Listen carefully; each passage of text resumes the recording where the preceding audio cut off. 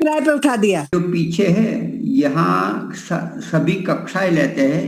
एक रूम है जहाँ मुझे रहने का दिया है, तो दूसरे रूम में यहाँ बैकग्राउंड है, तो यहाँ रमेश जी वेद पाठ मिलेगा।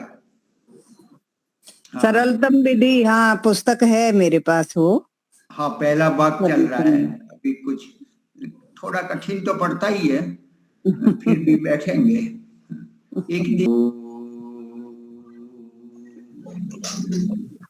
सहना भवतु सहनौ भुनक्तु सह वीर्यं करुणा पहुंच गए मुनि जी तो। तेजस्विनावधीतमस्तु मा विद्विषावहै। शांति शांति शांति। सबको सादर नमस्ते जी। वैदिक प्रज्ञा व्याख्यान माला में आप सभी का स्वागत है। भानुबेन जी, आप लीजिए भजन। सभी को सादर नमस्ते।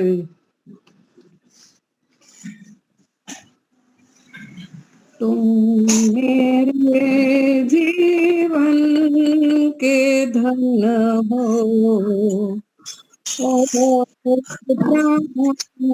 आधार हो। तुम मेरे जीवन के धन हो और प्राणाधार हो। एक दाता दयालु, सबके पालनहार हो। जीवन के धन हो और प्राणाधार हो। जाते सोते कभी भी मैं तुम्हें नहीं। सोते कभी भी मैं तुम्हें भूलूं नहीं।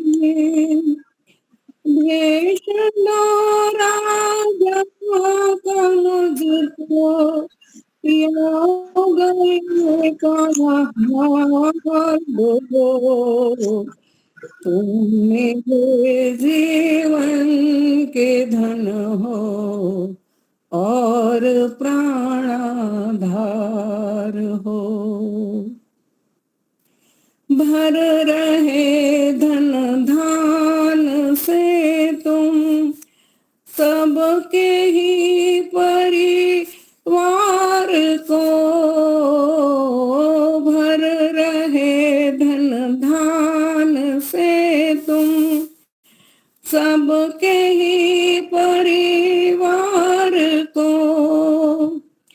देते तुम थकते नहीं हो, देते तुम थकते नहीं हो। ऐसी तुम सरकार हो। तुम मेरे जीवन के धन हो और प्राणाधार हो। गा रहे तेरा गीत पंछी, गीत गाती है पवन। गा रहे तेरा गीत पंछी, गीत गाती है पवन। भर रहे रंगों से जग को, भर रहे रंगों से जग को। अजब रचनाकार हो। तुम मेरे जीवन के धन हो और प्राणाधार हो।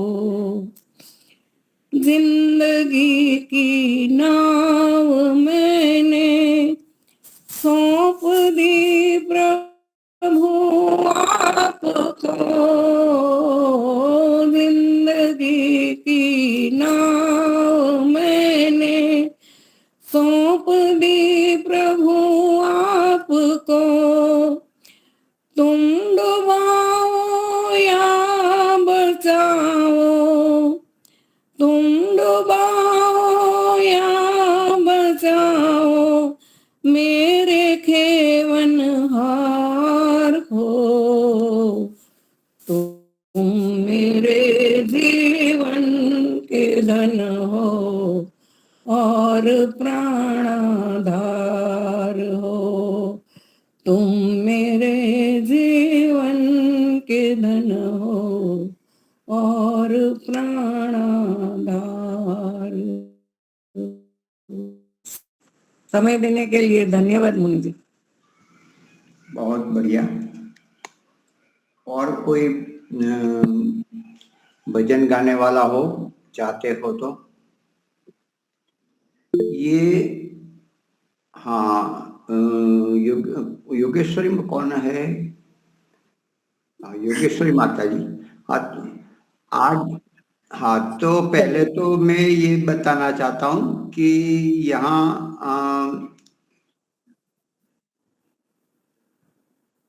यहाँ ऑनलाइन कक्षाएं चलती है लाकरोड़ा में, तो यहाँ आप देख सकते हो। ये देखो, ये लाइट भी, दोनों और लाइट भी है। फोकस रात्रि को बड़ा अच्छा लगेगा। अभी तो ये प्रकाश है इसलिए न चलाए तो भी। और ये यहाँ रिकॉर्डिंग भी सीधा करते हैं प्रवचन का, और यहाँ देखते हैं ऑनलाइन में कौन कौन आए हैं। तो इस प्रकार से यहाँ 2 कक्षाएं होती है, एक रमेश जी लेते हैं और एक खगेश आचार्य जी लेते हैं। तो ये स्टूडियो बनाया है एक रूम में।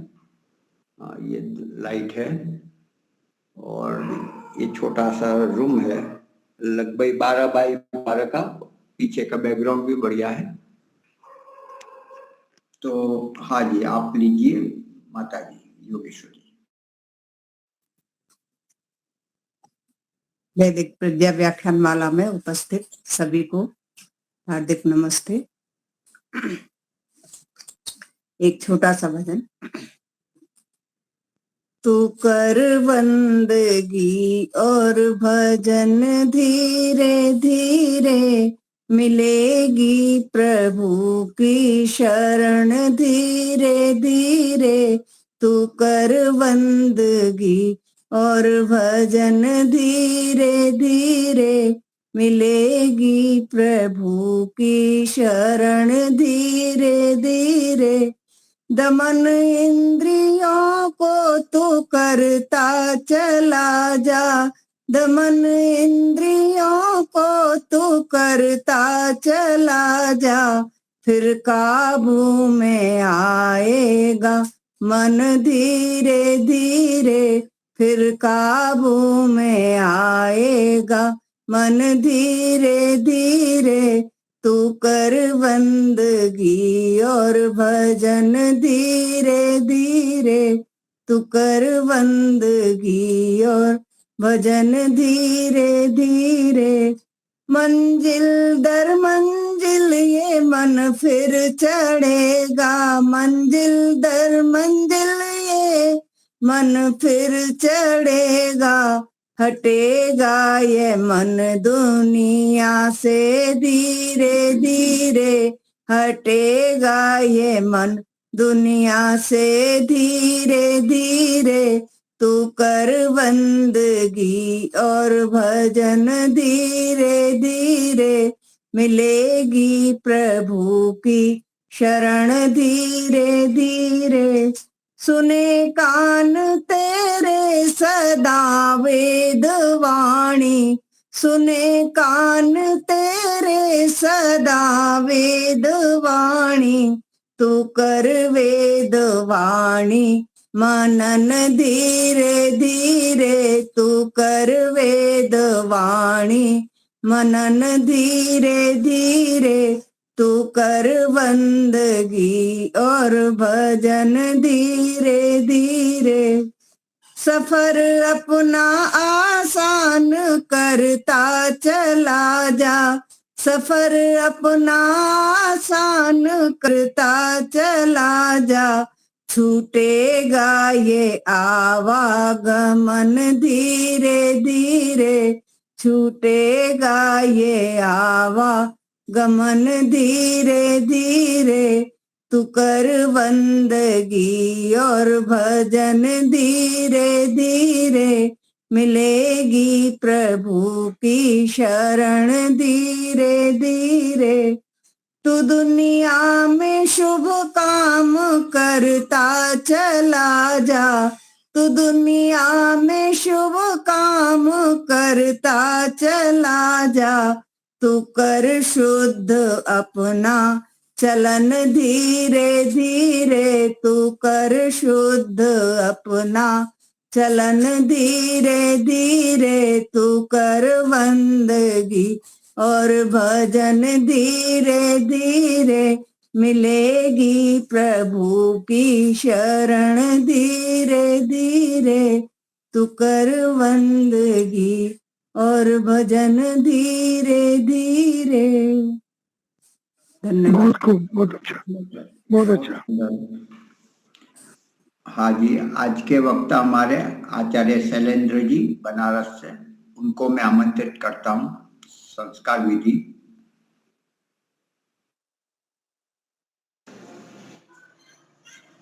ओम नमस्ते जी। आवाज ठीक है? ओम। हाँ ठीक है, आवाज ठीक है। एक्स्ट्रा आवाज तो नहीं आ रहा है? नहीं। आप लोगों को सूचना के लिए, यहाँ पर योगी जी आने वाले हैं गुरुकुल में, तो उसकी तैयारी बड़ी जोर जोर से हो रही है। 5-6 तारीख को आएंगे।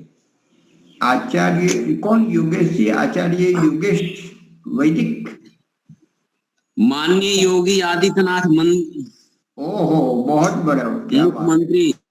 तो फिर तो बहुत ज्यादा मेहनत करनी पड़ेगी तैयारी।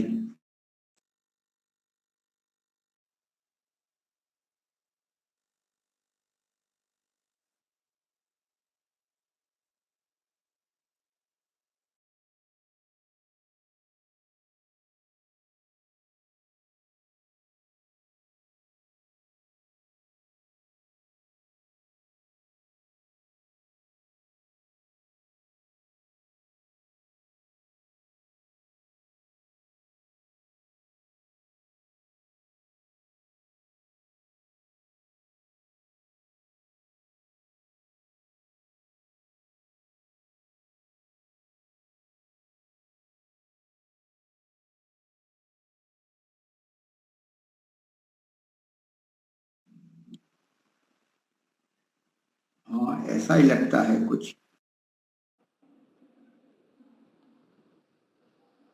ओम।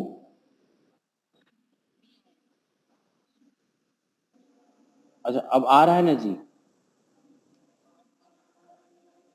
ठीक, एक बार ओम का उच्चारण करेंगे।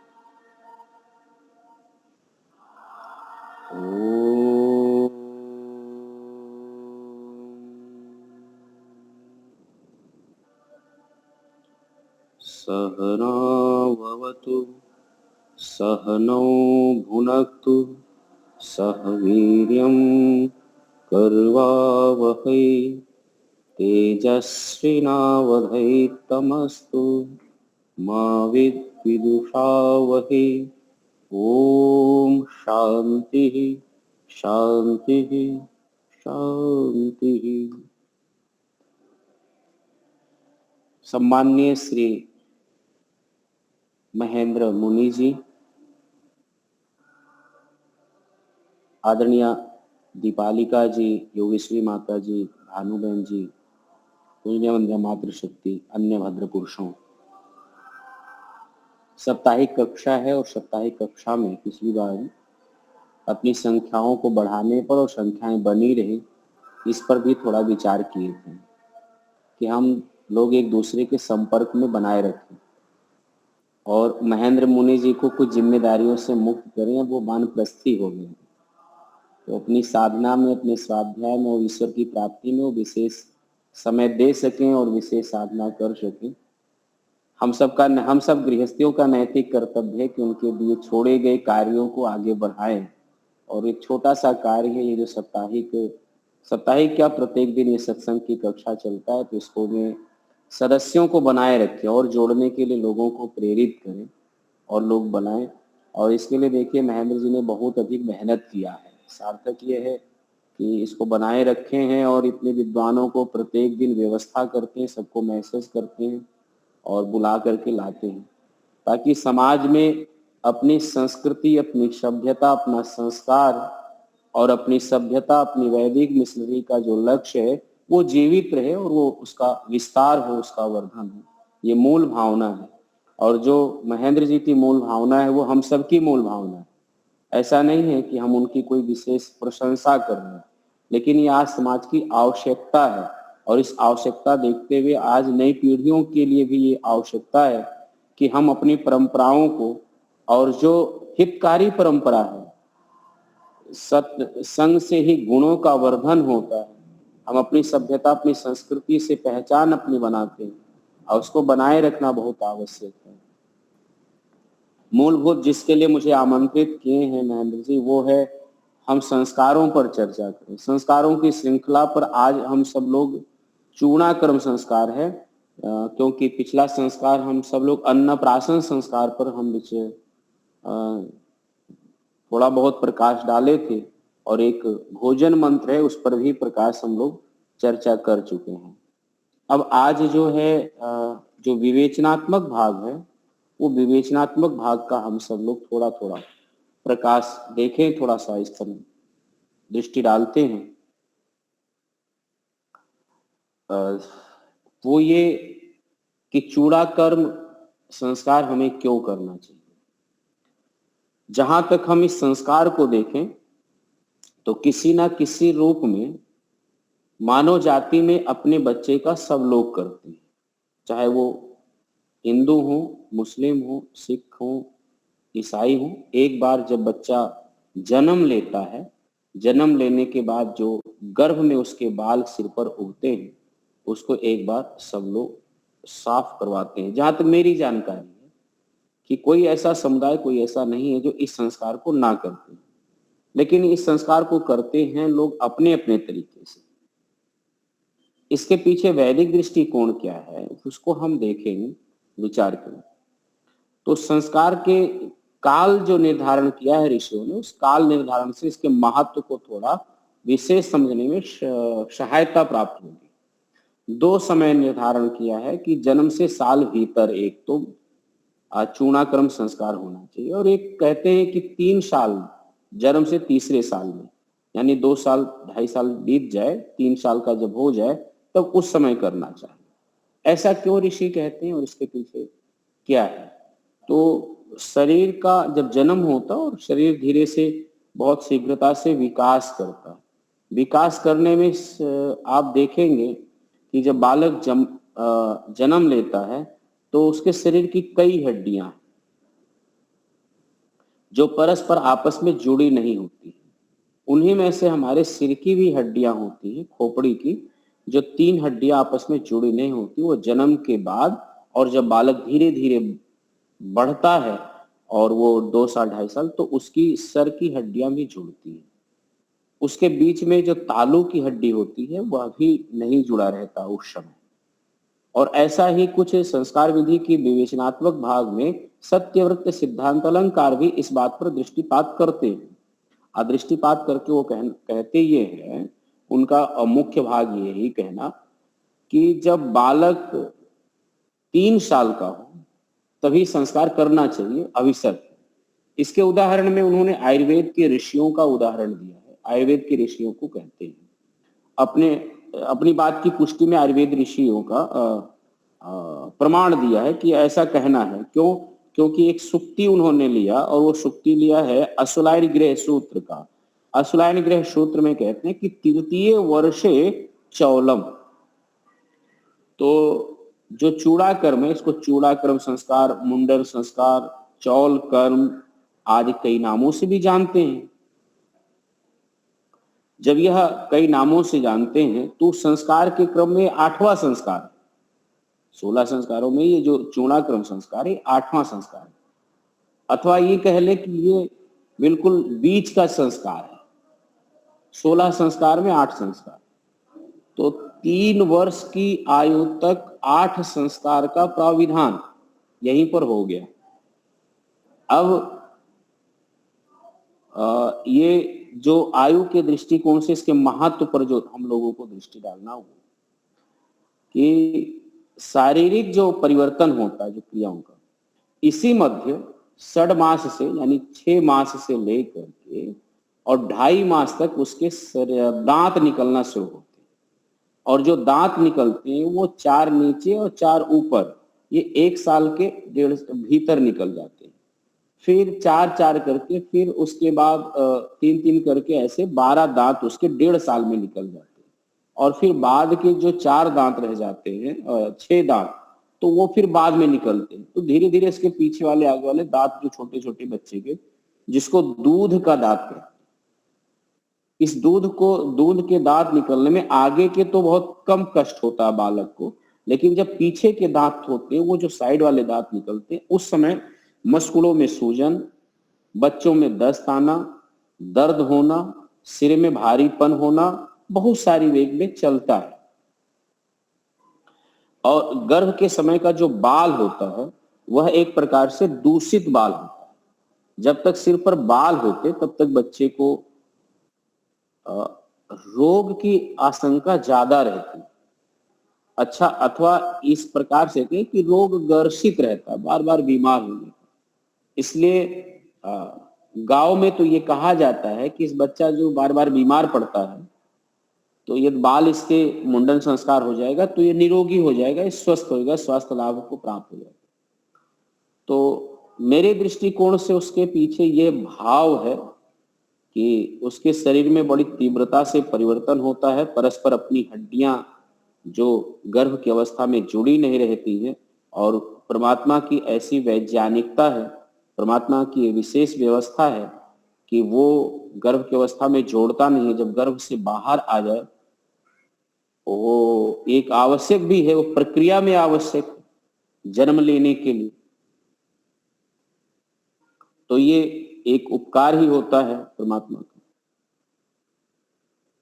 तो दांत निकलने के बाद दूध पचाने में आंत समर्थवान होता है, और जब आंत समर्थवान हो जाता है तो उसी के मध्य उसके बाल को निकालने के लिए ये व्यवस्था ऋषि हमें देते हैं, चूड़ाक्रम संस्कार करना। तो इस बीच में जो पीले जो दस्त आता है, वो दस्त के लिए होम्योपैथी के एक औषधि का जिक्र भी सत्यव्रत सिद्धांत अलंकार ने किया है कि जिस बच्चे को यद्यप दस्त होता है और पीला दस्त होता है, माता और सब परेशान होते हैं, तो कैमोलिया 13 कहा। कैमोलिया 13 को 2-2 बूंद 3-3 से 4 गोली यदि बच्चे के मुख में डाल दिया जाए तो इससे दस्त में, उसके दस्त में, दर्द में, परिवर्तन में लाभ होता है, ऐसा कहना है। और जो चिड़चिड़ापन आता है, दर्द के कारण उसका नींद में व्यवधान होता है, वो ठीक ढंग से नींद नहीं ले पाता। अच्छा, नींद नहीं लेगा तो मस्तिष्क का विकास और बौद्धिक विकास में थोड़ा हरासमेंट होता है या काफी दिक्कतें होती हैं। उसी समय ये जो दांत निकलने का समय है, इस समय बच्चे के स्वभाव और संस्कार में आमूलचूल परिवर्तन होता है, और उसी समय शरीर में प्रत्येक इंद्रियां अपने अपने विषयों को बहुत लालायित होकर के ग्रहण करती, और वो इतनी तीव्रता से ग्रहण करती है, केवल वाणी अभिव्यक्त करने में समर्थ उतना नहीं रहता है, लेकिन शेष इंद्रियां बहुत ग्रहण करती हैं। अच्छा, एक बात याद रख लीजिए, जब आप कभी मौन साधना करें ना, मौन साधना, तो जो बोलने की ऊर्जा है वो थोड़ी संरक्षित होती है।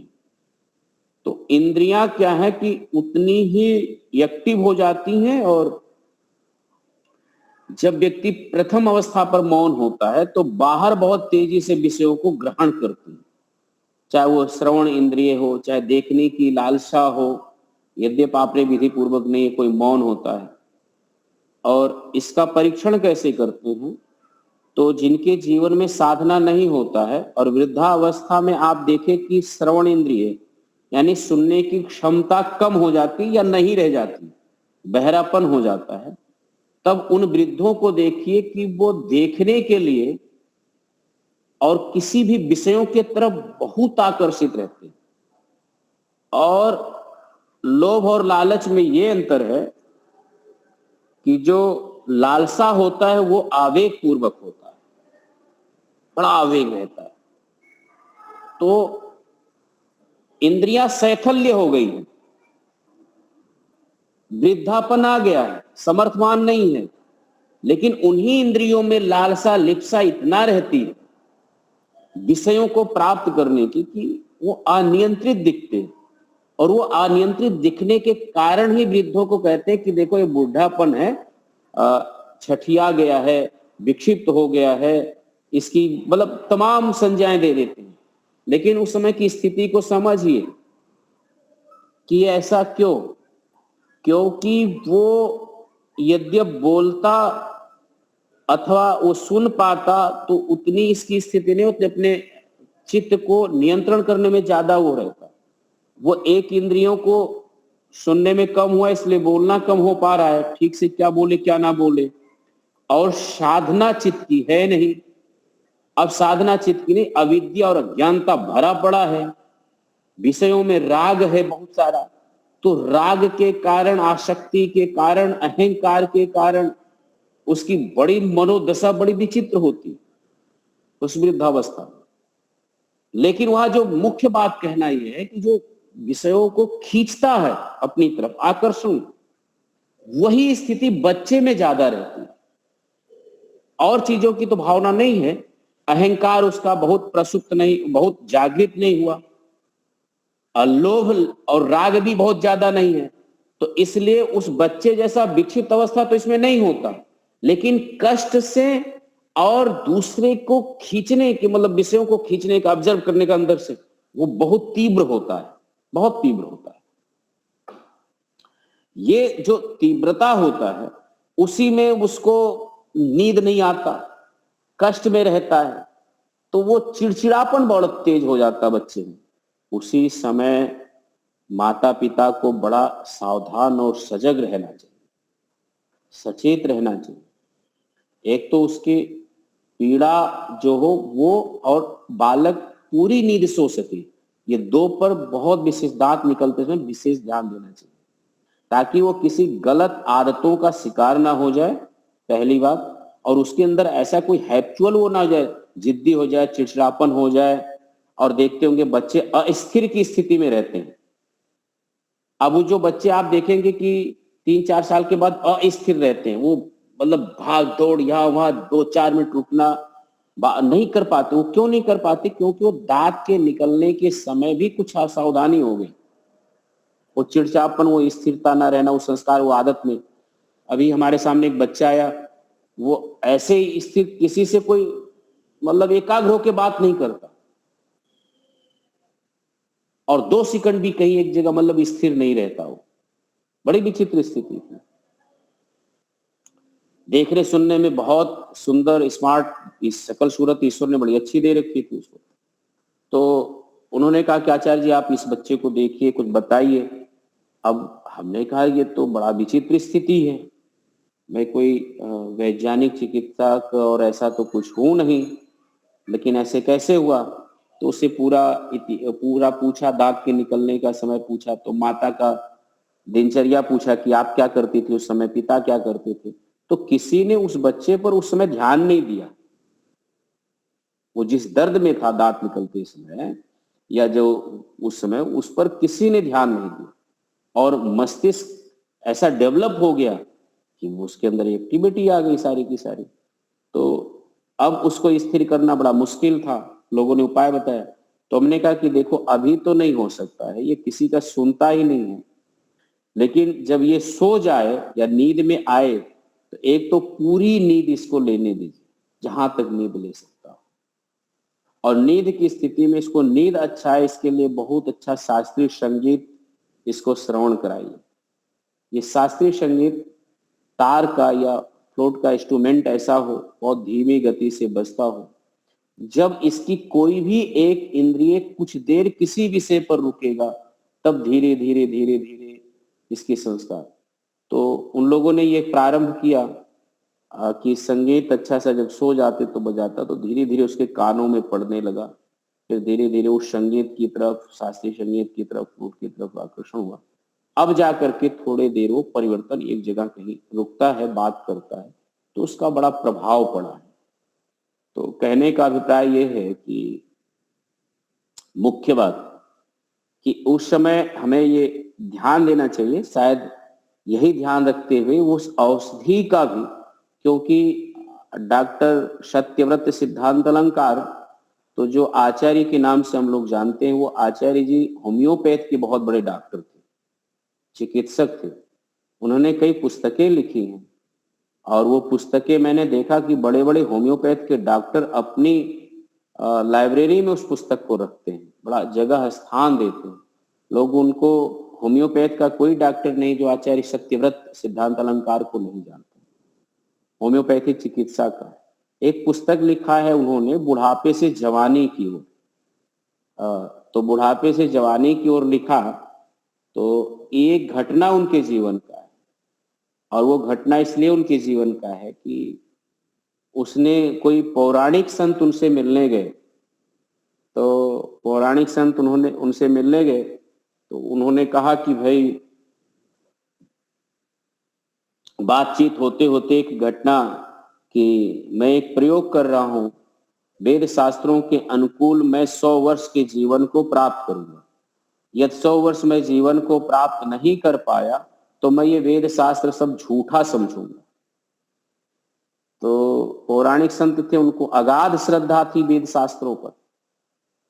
ज्ञान भले कम रहा हो लेकिन श्रद्धा तो विशेष रखते ही हैं। तो जिन पर विशेष श्रद्धा रखते हैं उनकी उपेक्षा या ऐसी भाषा सुने तो उनको दुख और कष्ट होता है। लेकिन उन्होंने कहा भाई ये आपका व्यक्तिगत है, वेद शास्त्र तो सब अपनी जगह ठीक ही है, कहीं हाँ जो भी हो तो, लेकिन मैं नहीं मानूंगा, मैं वेद शास्त्र सब झूठा मानूंगा इनमें 100 वर्ष। तो उन्होंने पूरा जीवन जैसा था वैसा जिया, और लोग बताते कि 100 वर्ष ऊपर होकर के ही उनका जीवन हुआ। तो वो ऐसे दामोदर सातवलेकर, वलसाड, पारडी, उनका यही था कि यदि ये मैं 100 वर्ष नहीं जीता तो ये सब झूठे में कहूंगा, क्योंकि मैंने पूरा दिनचर्या उस अनुसार मैंने जिया है, और वो 100 से अधिक जिए। दामोदर सातवलेकर, पारडी, गुजरात, नवसारी। अच्छा, वेद पर बहुत काम किया है उन्होंने। मुझे भी ये घटना, मैंने तो एक संत ने ही मुझे सुनाया है, और वो भी पौराणिक संत ने ही सुनाया आचार्य जी के विषय में। तो कहने का है कि इनके जीवन का, हमारे वैदिक आचार्यों के जीवन का विस्तार औरों में भी बहुत लोगों में गया है। प्रगाढ़ श्रद्धा थी, लेखनी भी बहुत अच्छी थी और वाणी भी बहुत अच्छी थी। लाल बहादुर शास्त्री का नाम प्रधानमंत्री, माननीय प्रधानमंत्री लाल बहादुर शास्त्री जी जब गीता का भाष्य सत्यव्रत सिद्धांत अलंकार जी ने किया, तो उनकी गीता पढ़ने योग्य है। तो उस पर अपना बड़े कई पेजों पर अपनी भूमिका लिखा है उन्होंने, तो बड़ी मान्यता उनकी थी। तो वो यदि एक हमारे, मैं ये कह सकता हूं कि हम लोगों के लिए प्रमाणिक विद्वान, एक प्रमाणिक विद्वान। और वो भी कहते हैं संस्कार के बीच में उन्होंने औषधियों का विधान किया। तो औषधियों का विधान वो संस्कार को देख करके कि कहीं ना कहीं माता पिता अपनी अज्ञानता में बालक के चिड़चिड़ापन को या उसके हैप्चुअल को दांत के निकलते समय अलग अलग तरीके का परिवर्तन होता है, कहीं ना कहीं उसके परिवर्तन को सुधार की दृष्टि से उसको दर्द के दर्द से निजात पाने की दृष्टि से और सब चीज की दृष्टि से उन्होंने उस औषधि को लिखा है। और जो औषधि का नाम लिखा वही नाम मैं आप लोगों के सामने बताया कि देने में कोई हर्जा नहीं है। अथवा हमारी बात को कोई प्रमाणिक ना माने, क्योंकि हम होम्योपैथ के कोई चिकित्सक प्रमाणिक नहीं है, तो इस दवा के विषय में किसी डॉक्टर से, होम्योपैथ के किसी डॉक्टर से परामर्श लेकर के बच्चे के अनुकूल कैसा है वो दवा हम दे सकते हैं। ये विशेष करके ये बात कहना चाहता हूं। अब मस्तिष्क दो भागों में, हमारा जो बच्चे बालक का होता है दो भागों में बटा हुआ है, जिसको एक बड़ा मस्तिष्क कहते हैं, छोटा मस्तिष्क कहते हैं। तो छोटा मस्तिष्क पीछे होता है और बड़ा मस्तिष्क आगे होता है। और दोनों का क्या है कि दोनों भाग ज्ञान के क्रिया के केंद्र हैं दोनों, और इसी से पांचों ज्ञानेंद्रियां, पांचों कर्मेंद्रियां संचालित होती हैं इन्हीं मस्तिष्क के द्वारा। तो आत्मा का निवास तो हृदय में होता है, लेकिन जो ये मस्तिष्क है ये हमारा कार्यालय है, हेड ऑफिस। ये हेड ऑफिस वैसे ही है कि सारी सूचनाएं, संवेदनाएं बड़ी तीव्रता से इंद्रियों को यहीं से होता है। इसको सिग्नल कहते हैं, सारा सिग्नल। मतलब यहां तक हम कोई चीज खाते हैं या विसर्जित करते हैं, मलमूत्र आदि का विसर्जन का जो सिग्नल होता है वो मस्तिष्क के भाग से ही होता है।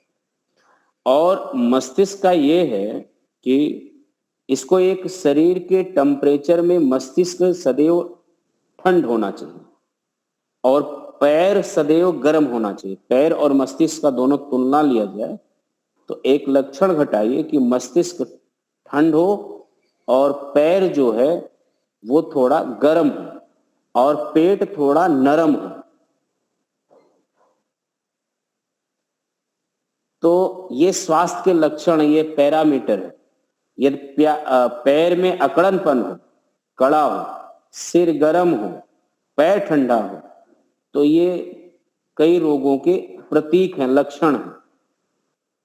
और जब भी कभी ऐसी स्थिति हो कि सिर गर्म है, पैर ठंडा है, तो इसके लिए प्राकृतिक थोड़ा सा अपनाना चाहिए। जैसे गर्म पानी करके पैर को रख लीजिए, गर्म पानी पीजिए, थोड़ा कंबल को ओढ़ लीजिए और सिर पर जो है वो ठंडा पट्टी कर लीजिए, क्योंकि ऐसी स्थिति में शरीर में भारीपन बहुत होता है।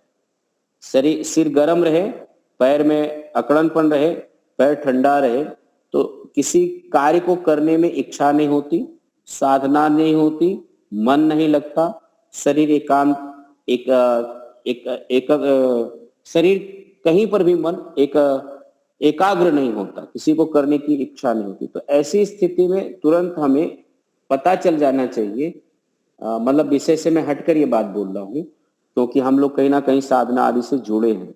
तो अपने शरीर को शोधन की ओर ले जाना चाहिए, तत्काल शोधन करना चाहिए, लंघन करना, पेट साफ का उपाय करना, रेशेदार पदार्थों का जब भी अब भोजन करें तो ये पका हुआ भोजन छोड़ करके बल्कि ऐसा भोजन ले जो अधपक्वा हो, रसाहार हो, और सिर जब तक ठंडा ना हो जाए, पैर जब तक गर्म ना हो जाए, पेट जब तक नरम ना हो जाए तब तक हमें भोजन में नहीं जाना चाहिए। मेरा मतलब ये बात है। तो सारी जो मस्तिष्क के दोनों हैं वो सभी इंद्रियों को संचालित करती है, दोनों, और दोनों जुड़ जाता है। और जब ये बात जुड़ता है और ये सारी प्रक्रिया हो जाती है, शरीर एक संतुलित हो जाता है बालक का, तब वो 3 साल की अवस्था होती है। और उसी 3 साल की अवस्था पर जो अनुकूलता आए आपको, परिवार को, लोगों को, उस समय उस बच्चे का मुंडन संस्कार बढ़िया आचार्य ऋत्विज पुरोहित को बुला करके अपने घर पर हम सबको करना चाहिए। अब क्या है कि ये संस्कार, कुछ लोग ऐसे बाल को उतरवा देना ही संस्कार समझते हैं, जो यज्ञ का भाग है वो नहीं करते, जो मांगलिक कार्यक्रम है वो नहीं करते, कुटुंब जनों को अपने यहाँ बुलाते नहीं, वो सब नहीं करते। अच्छा, बाल उतरवाते क्यों? बाल उनकी मजबूरी है, बाल नहीं उतरवाएंगे तो अशुद्ध बाल होगा, तो बाल होगा तो वो चमड़ी उजड़ना शुरू हो जाता है, ऐसे पपड़ी लेना, दाद हो जाएगा, खुजली हो जाएगा, एक्जिमा हो जाएगा, बाल जो रहेंगे वो भी निकल जाएंगे, तो बच्चा चंडुल भी हो सकता है।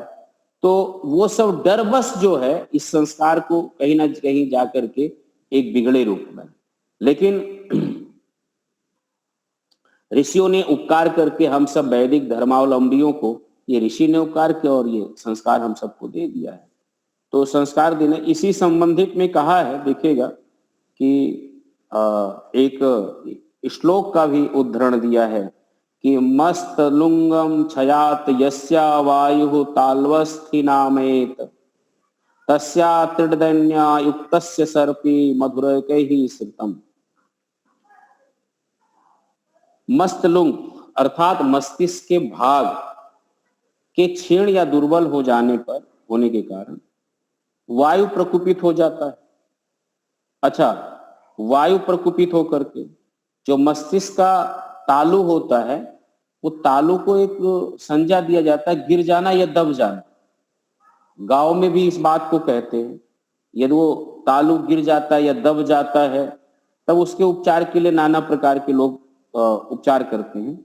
इसमें आयुर्वेद ने कहा कि मधुरैकैः श्रितम सर्पी, जिसका भाव ये है कि हम लोग जानते कि रुई के फाहवे सिर के तलवे पर रख करके और वो देते थे, रखा जाता था, उससे धीरे धीरे धीरे धीरे तालु ठीक हो जाता है। और मैं तो ऐसा व्यवहारिक या प्रैक्टिकल तो नहीं किया हूं, लेकिन लोग कहते हैं कि पुराना घी जहां पर हम चोटिया रखते हैं, यदि इस चोटिया पर वहां पर रगड़ते हैं तो रगड़ते समय चेतना बढ़ती है, और जो लोग कोमे में चले जाएं तो पुराना सा पुराना घी हो घर में तो उसको तालू में रगड़िए, तो उससे लोग कहते हैं कि पुराना सा पुराना घी तालू में रगड़ने से लोग मूर्छा की अवस्था से जल्दी शीघ्र हो जाते हैं। अब इसका प्रयोग करना चाहिए, पढ़ा और सुना, प्रयोग करके देखा जाए इसका लाभ है कि नहीं है, लेकिन ये लाभ है। लेकिन यह है कि जो लोग प्राणायाम करते हैं, और एक हम लोग तो सामान्य से भी कम करते हैं, जितना ऋषि ने लिखा है कि न्यूनतम 21 प्राणायाम, अधिक से अधिक 21 प्राणायाम एक व्यक्ति को करना चाहिए, और वो भी प्राणायाम बिना प्रशिक्षण लिए नहीं करना चाहिए। लेकिन जो लोग बहुत अधिक प्राणायाम करते उनके लिए यह है कि उनका प्राणायाम करने से जो कहीं ना कहीं वायु प्रकुपित हो जाए मस्तिष्क का, तो यहाँ पर घी, शुद्ध गोघृत का मालिश देने से वो वायु जो प्रकुपित होता है वो शांत होता है। और सुबह सुबह वायु पान करने, घृत पान करने से भी वायु जो है वो शांत होता है। गोघृत त्रिदोष नाशक बताया है, और त्रिदोष में से विशेष करके वायु दोष का नाश करने वाला बताया गया है। इसीलिए ये जो है चरक ने, सुश्रुत ने अपने स्थान में इसे दिया, और इसीलिए केश, नख और रोम को दूर करने से वो बताते हैं कि मनुष्य को हर्ष होता है। अब जो लोग नाखून रखते हैं और केश बढ़ाते रहते हैं और बड़े बड़े रोम होते हैं, तो इनको दूर करने से, बालों को दूर करने से, देखिए क्या लिखा है कि वही श्लोक ही लिखे उन्होंने कि पापोपशमनम केशन खरो मापमार्जनम हर्ष लाघव सौभाग्यकरम उत्साह वर्धनम। इस चरक के सूत्र का उद्धरण सुश्रुत का ही उद्धरण दिया है कि केश तथा नख आदि का कटवाना क्यों उत्तम है। अच्छा, गुरुकुलों में केश को काटने के पीछे कहते थे कि देखिए, मतलब कहावत में बोल रहा हूं, लेकिन ये बहुत है कि मूड़ मुड़ाने से जो लाभ होता है, तो सिर साफा, कंधा मोटा सीसा तेल कंघी बचा। तो ये तो भोजपुरी कहावत में है। तो सिर साफ करने से 5 फायदे गिनाए। तो कहे सिर मुड़ाने से एक तो सिर साफ रहेगा, डैंड्रफ, जुआ, खुजली और चीजों का कोई वो नहीं है। दूसरी बात, गर्दन और कंधा साफ सूफ रहेगा, मतलब मजबूत रहेगा, मजबूत बनेगा। और जो बाहर की तरफ हम लोग बार बार आईना, कंघी और तेल खोजते हैं, ये भी बचा। तो ये बुजुर्ग कहते थे इस बात को। तो शायद हम बुजुर्ग तो वो तो मूल भावना है, लेकिन इस श्लोक की मूल भावना वहां भी है कि जो लोग ऐसा रखते हैं वो हर्ष होते हैं। गुरुकुल में हम लोग सौंदर्य तो बाल को रख करके कंघी करने पर उतना सौंदर्य मानते हैं, सभी बच्चे मानते हैं। लेकिन जब बाल मुंडन हो जाए और आप नहाइए तो सिर पे पानी डाले तुरंत पानी ठहर जाता था। तो एक अजीब सी गुदगुदी जो है वो मन के अंदर अंदर स्वाभाविक रूप से होता है, स्वाभाविक रूप से होता है। अब इसके लाभ हर्ष होता ही है वास्तविकता कहीं ना कहीं, और ये स्वाभाविक रूप से मुस्कुराने का एक अवस्था है। इसी से संदर्भित एक श्लोक और भी इसी पुष्ट किया है कि पौष्टिकम वृष्यम आयुष्यम शुचि रूपम विराजनम केशम संश्रु नखादीनाम कर्तनम संप्रसाधनम। अर्थात कहने का यह है कि केश, दाढ़ी, मूछ, नख आदि को कटवाने तथा बालों को तरवीब में रखने से पुष्टि, वृषता, आयु, सफाई और सौंदर्य प्राप्त होता है। यह भी एक चरक ने कहा है कि इस प्रकार से हम रखें और इसको साफ करके रखें। तो यह भी आयुर्वेद के ग्रंथों से अपनी बात को पुष्टि किए कि स्वच्छता प्रधान, स्वच्छता, स्वच्छ होना प्रधान है। वेदों में मुंडन संस्कार का वर्णन अलग अलग प्रकार से किए हैं, लेकिन इस संस्कार का जो मूल भावना है वो बच्चे की आयु को दीर्घ करना, दीर्घ आयु बनाना है। इस संस्कार का मूल भावना है दीर्घ आयु बनाना, निरोगी करना और पाता है। उसमें पुष्टि में जो प्रमाण के रूप में दिया वो यही कहे कि तेन ते वपामी ब्रह्मणा जीवा तवे जीवनाव। अर्थात ब्रह्म के साथ जीवन बनाए रखने के लिए तेरा सिर साफ करता हूं। अब ये सिर को साफ करना क्या है, तो यहां कहे कि ब्रह्मणा उपामी, ब्रह्मणा जीवा तवे जीवनाम, आपका संबंध ब्रह्म से होवे।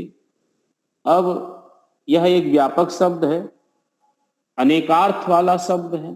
तो ब्रह्म शब्द विद्या का भी द्योतक है, शब्दों का द्योतक है, ज्ञान का द्योतक है और ईश्वर का द्योतक है, और वेद आदि का भी ब्रह्म शब्द ये इसका द्योतक है, उस अर्थ को कहता है।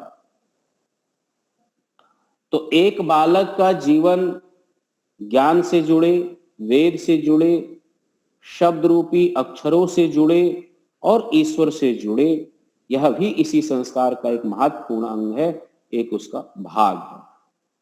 तो यह संस्कार के मूल है। इसी में एक संस्कार अपने बहुत बड़े विद्वान हुए गंगा प्रसाद, पंडित गंगा प्रसाद, आप जानते हो। तो वो लिखते हैं कि जब गुरुकुल कांगड़ी स्थापित हुआ तब कुछ आर्य देवी भी मुंडन के लिए अपने संतान को गुरुकुल लाने लगी, और गुरुकुल कांगड़ी के संस्थापक श्री महात्मा मुंशी राम जी अर्थात पंडित स्वामी श्रद्धानंद जी को संकेत करे कि महाराज ने इस बात को श्रद्धानुचित बतलाया, क्योंकि गुरुकुल की स्थापना मुंडन के हेतु नहीं विद्यादान के लिए हुई थी। इस सब का इतना अर्थ तो है कि हिंदू जाति में अन्य सब संस्कारों की अपेक्षा मुंडन का विशेष महत्व है। इस महत्व का कारण यही है कि इस संस्कार द्वारा माता पिता का ध्यान बालक के मानसिक विकास की तरफ खींचा जाता है। तो गंगा प्रसाद ने कहा कि इस संस्कार के संदर्भ में बच्चे के मुंडन संस्कार को करने का अभिप्राय है कि उसके मानसिक विकास की तरफ आकर्षण करना है, मानसिक विकास की तरफ ध्यान केंद्रित करना है। अब ये जो सिर पे बाल उतारने का है, तो ये गुरुकुल में ब्रह्मचर्य पर्यंत वो सिर मुड़ाकर रखें, अथवा सिर कहीं कहीं ऐसा भी मिलता है कि बाल सहित रखे, जटाजूट रखे, दोनों का विधान मिलता है। लेकिन मुंडन करके रखते हैं तो उनको हल्कापन भी रहेगा, पहली बात, और जो मानसिक विकास की बात है वो विशेष करके होता है। और वास्तविकता कोई बात हम ऋषियों की मान करके चलते तो वो संस्कार के रूप में हमें दिखता है, नहीं मानने पर न मानने वाला संस्कार भी दिखता है। आजकल बच्चे जिनको वो हीरो कहते हैं, जिनसे वो प्रेरित होकर के अपने बाल के डिजाइन को रखते हैं, तो वो बालों के अलग अलग हेयर स्टाइल पे जाते हैं, और जो जेंट्स ब्यूटी पार्लर होता है, जिसको सैलून भी कहते हैं, सैलून में जाकर के बहुत पैसे रकम खर्च करके ब्यूटिशियन में जाते हैं। उनकी बाह्य वृत्तियां और उनके संस्कार को सहजता से देखा जा सकता है। और संस्कार क्या, वो अपनी पूरे जीवन की आयु को, जीवन की पूरी आयु को जवानी में ही नष्ट कर देते और एक भ्रष्ट जीवन जीते, सदाचार से भ्रष्ट, चरित्र से भ्रष्ट और विचारों से भ्रष्ट। हमें गुरुकुल में जब कोई बच्चा आता है, माता पिता लेकर के आते हैं, तो हम 3 चीजों को देख करके उसको पहचान जाते हैं।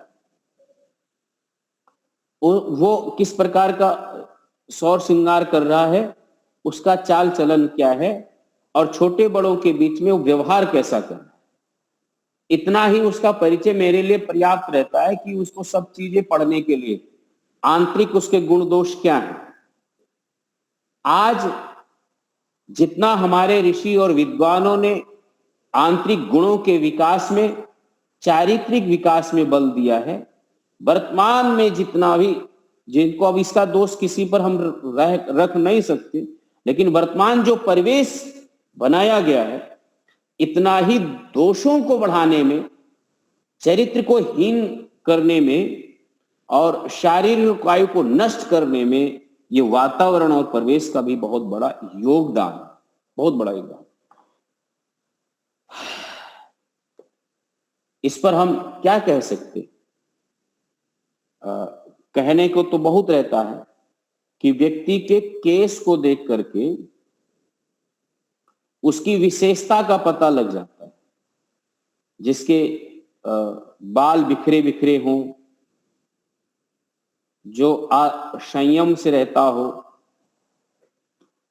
अथवा बाल पे बहुत ज्यादा टाइम देता है, समय देता है, बाल को ही अपना श्रृंगार मान करके रखा, अपना सौंदर्य मान करके रखा है, अपना आयु मान करके रखा है, या मैं ये कह दूं कि अपने सजने संवरना उसका इसीलिए कि दूसरे को मैं अच्छा लगूं, दूसरे को दिखाने के लिए। और यदि इस शब्दों में कहूं कि वो बच्चा ऐसा रहता है, वो जानता कि मुझे लोग पसंद करेंगे, और लोग में क्या कौन पसंद करेगा ये समझ लीजिएगा, और पूरा जो युवा अवस्था होता है वो इन्हीं में डुबो देता है। ये सारा संस्कार के अभाव में ही है। ये सामाजिक जो विसंगतियां हो रही हैं, मैं उसका एक ही कह दूं कि वैदिक संस्कार के अभाव में और वैदिक माता पिता, वैदिक ज्ञान के अभाव में, माता पिता के वैदिक विद्या के अभाव में ऐसा सामाजिक परिवेश विशेष रूप से बदल रहा है और आगे बढ़ रहा है। कदापि ये समाज वैदिक संस्कारों के, वैदिक मूल भावनाओं को समझता, जानता और गर्भ से पूर्व होकर के ही वैदिक संस्कारों पर बल देता, तो समाज का निर्माण बहुत सुंदर, बहुत तरकीब से, बहुत परिस्थिति से होता। इनमें बहुत सारे मंत्र आएंगे, मंत्र के भाव आएंगे, उन मंत्रों के भाव को आगे देखेंगे। और जब केस का छेदन होता है, काटन होता है, तो काटने की भी विधि लिखा कि कैसे काटे, किस तरफ से काटे, और वो विधि हो रहा है तो उसके पीछे संदेश क्या है, अन्य विद्वानों का संदेश क्या है, ये सब भी एक विशेष करके होता है। इसी में एक समाज को जोड़ने के लिए एक पद्धति है जो यज्ञ कुंड के बगल में जौ और उड़द, माश, तिल आदि कुछ ऐसे अन्न जो होते हैं वो रखे जाते हैं कसूरे में, और बाद में जब ये क्षौर कर्म हो जाता है तो नाई को दिया जाता है। आज जाति पाति हमारे यहाँ बहुत बड़ा एक समस्या बनता चला जा रहा है, और ये सारा खेल इस गणतंत्र प्रजातंत्र में वोट की राजनीति के कारण है। सीधी बात बोले, मानवता और मानवीय गुणों के विकास के दृष्टिकोण तो केवल आप देखें तो महापुरुषों ने देखा, उन महापुरुषों में अग्रणी नाम स्वामी दयानंद का आता है, और भी लोगों ने देखा कि ये जाति पात बहुत बड़ी समस्या है। उसमें से आप देखें कि कोई भी जब मांगलिक कार्यक्रम होता था तो सभी वर्गों को जोड़ा जाता था। यहां तक जो वनवास में रहते थे, वनों में रहते थे, उनको वनवासी कहते हैं। वो वनवासी जो पत्तल बनाते थे, उन्हीं पत्तलों में भोजन परोसा जाता था और उन्हीं में शुभ माना जाता था। बिना वनवारियों के पत्ता लाए और बिना वनवारियों के पत्तल लाए किसी का शुभ कार्य प्रारंभ नहीं होता था, और लोग बड़ी आग्रह और विनम्रता पूर्वक जाकर के निवेदन करते थे, और उनके खाने पीने, आवास और भोजन का समाज का दायित्व रहता था। तो एक छोटे से छोटे तबके में जो जीवन यापन कर रहे थे उनको भी प्राथमिकता दिया जाता था, और उनके बच्चे भी गुरुकुल में पढ़ने जाते थे और पढ़ करके विद्वान बनते थे। तो समाज में उनका भी वर्गीकरण और अलंकरण करते थे। जाति पात तो जैसी कोई व्यवस्था मिलता ही नहीं है कि जैसा जिस रूप में है। और आप प्रजापति जिनको कुम्हार कहते हैं, वो कुम्हार के बच्चे, कुम्हार ये हमारे मांगलिक कार्यक्रम में उनके घरों का बर्तन ही हम लोग मांगलिक मानते थे गांव में, और उनके बच्चे भी गुरुकुल में पढ़ने जाते थे। तो जहां ब्राह्मण क्षत्रिय वैश्य के बालक पढ़ने जाते हैं, वही कुम्हार के बच्चे भी पढ़ने जाते हैं। और कुम्हार के बच्चे पढ़ने जाते हैं तो पढ़ करके यद्यप वहां जैसी योग्यता प्राप्त करते हैं, फिर वैसा उनका वर्ण करके समावर्तन संस्कार करके समाज में वो सुशोभित होते थे।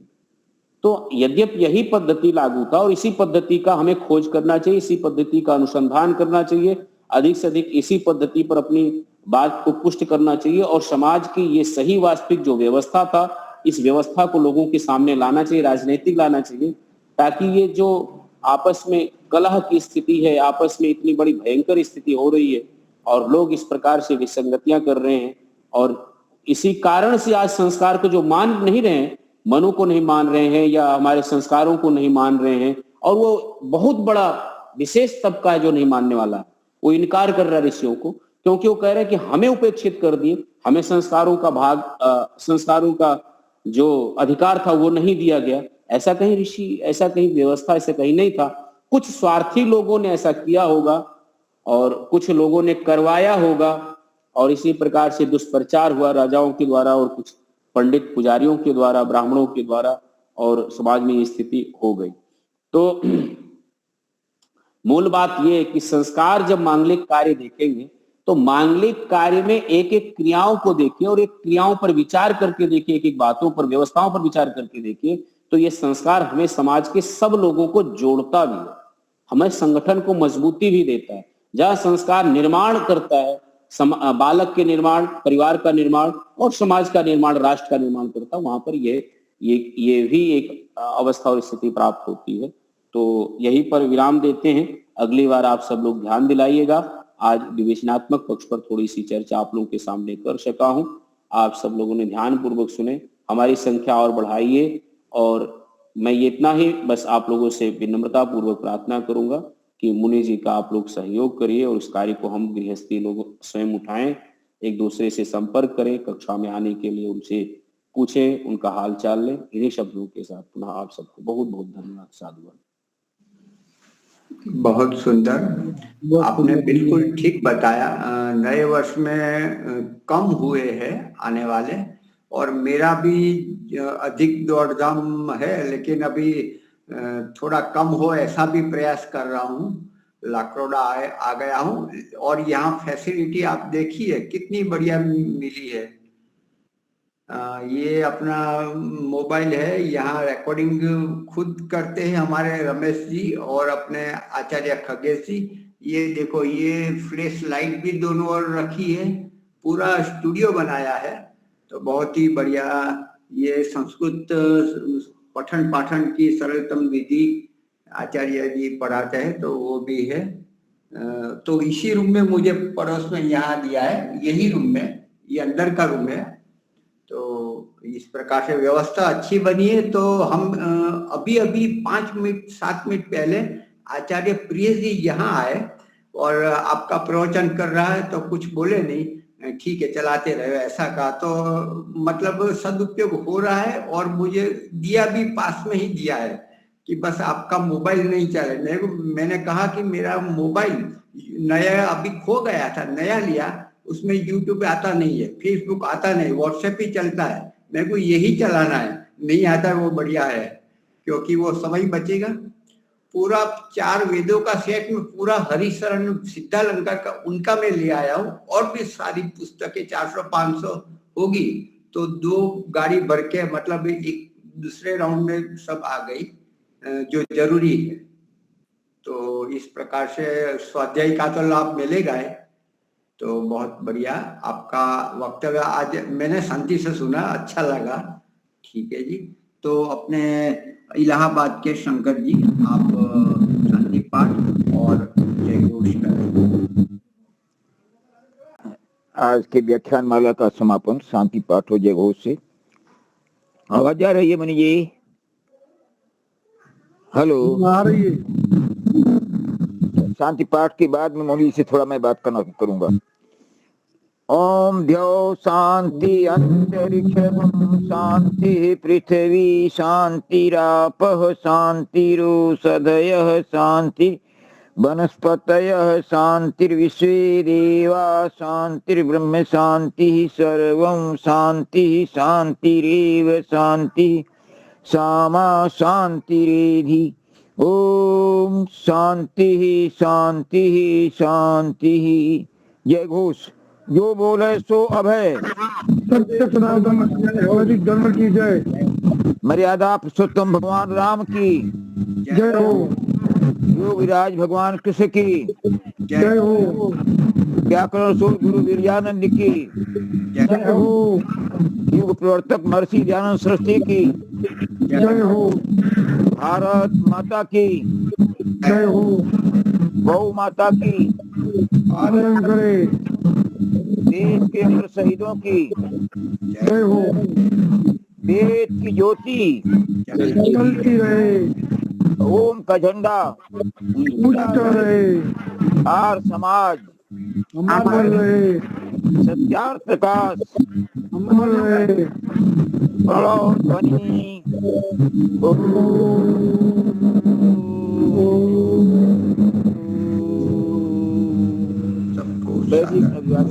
सबको सादर नमस्ते जी। नमः। नमस्ते। धन्यवाद।